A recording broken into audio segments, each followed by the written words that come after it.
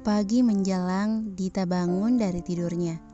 Di sampingnya Revan tertidur di kursi sebelah kiri dengan tangan menggenggam tangannya. Dita memandang suaminya itu yang terlihat tampan walau sedang tidur. Dia tidak percaya sekarang ada orang lain yang menjaganya dan melindunginya selama ini. Dia hidup mandiri untuk dia dan adiknya. Bahkan sampai sekarang kadang Dita masih tidak percaya bahwa laki-laki yang dipandangi sekarang ini mencintainya. Semoga saja tidak ada lagi halangan dalam hubungan mereka. Apalagi sekarang akan ada malaikat kecil yang akan melengkapi hidup mereka. Revan mencoba membuka mata karena merasakan elusan di kepalanya. Sedikit mengejapkan matanya karena cahaya menyilaukan mulai merasuki matanya. Revan melihat Dita yang sudah bangun lebih dulu dari dirinya dan senyum menghiasi bibir sang istri yang dia berikan untuk menyambutnya di pagi hari ini. Sungguh pagi yang indah. Ketika kita bangun tidur, ada seseorang yang kita cintai memberikan senyum termanisnya.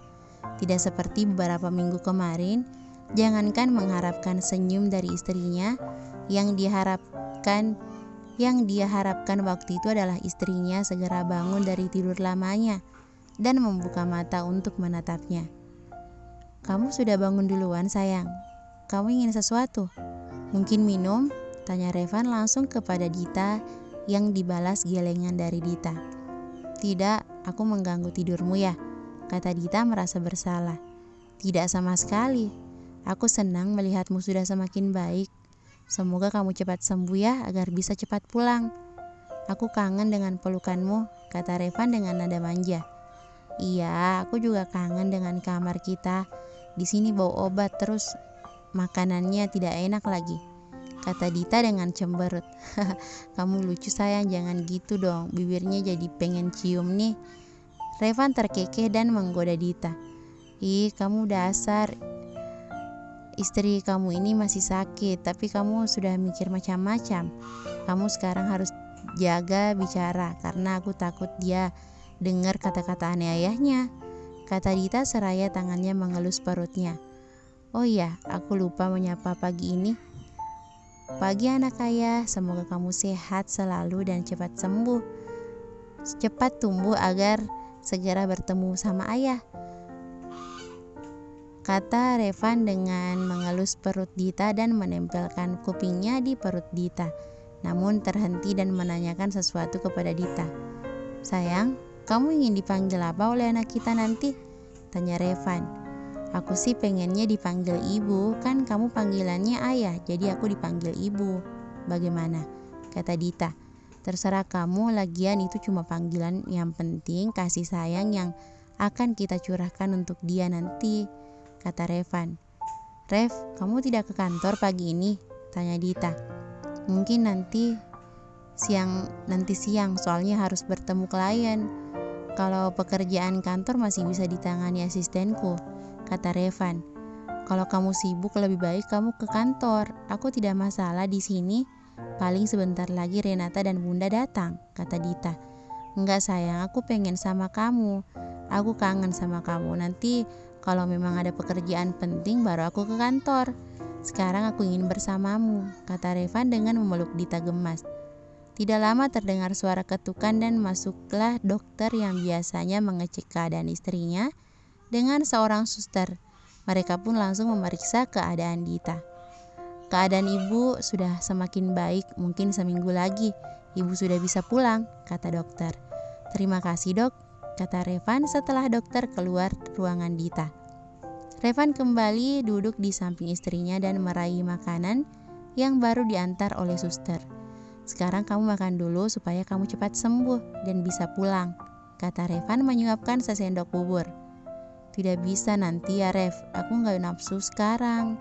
"Sayang, kalau kamu tidak makan kasihan dia," kata Revan dengan mengelus perut Dita untuk mengingatkan istrinya bahwa ada seseorang yang bergantung padanya sekarang ini. Dita menganggukkan kepalanya seraya menerima suapan demi suapan dari suaminya hingga bubur tersebut habis. Ternyata perutnya memang lapar walau tidak nafsu makan. Namun bubur itu tetap habis atau karena suaminya yang menyuapinya. Entah kenapa sekarang Dita sangat suka bermanja-manja dengan Revan. Rasanya menyenangkan. Pinter makannya sampai habis ya, kata Revan dengan mengelus kepala Dita. Kenapa kamu memperlakukanku seperti anak kecil? Kata Dita dengan cemberut. Kamu menggodaku. Aku jadi ingin menciummu sekarang, kata Revan setelah melihat bibir cemberut istrinya. Revan mendekatkan kepalanya untuk mencium Dita. Dita yang melihat Revan mendekati, ingin menciumnya hanya bisa memejamkan mata, bersiap menyambut ciuman dari suaminya, karena dia juga sangat merindukan rasa dari bibir yang sudah mencuri ciuman pertama dan hanya Revan yang satu-satunya lelaki yang pernah menciumnya. Dengan lembut Revan mencium Dita yang awalnya hanya kecupan, lalu ciuman mereka semakin dalam dan semakin menuntun. Dan ceklek, Assalamualaikum, ucap Renata terpotong karena melihat adegan di depannya. Sepertinya dia masuk di waktu yang tidak tepat dan dia juga lupa mengetuk pintu.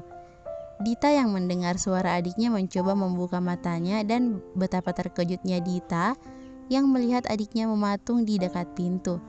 Dita pun langsung mendorong Revan untuk melepas ciuman mereka. Revan yang awalnya duduk di samping berangkar, Dita tidak siap dengan dorongan Dita pun terjatuh ke lantai. Sayang, kok aku didorong? Kata Revan dengan kesal dan terdengar satu oktav lebih keras dari suara Revan biasanya.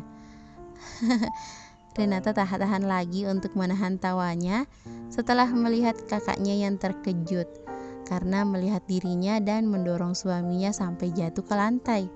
Sungguh kasihan kakak iparnya. Renata, kapan kamu masuk? Kata Revan yang terkejut dengan suara tawa yang ada di belakangnya, yang ternyata ada adik iparnya. Pantas saja Dita mendorongnya tadi. Maaf, sepertinya aku mengganggu kalian ya.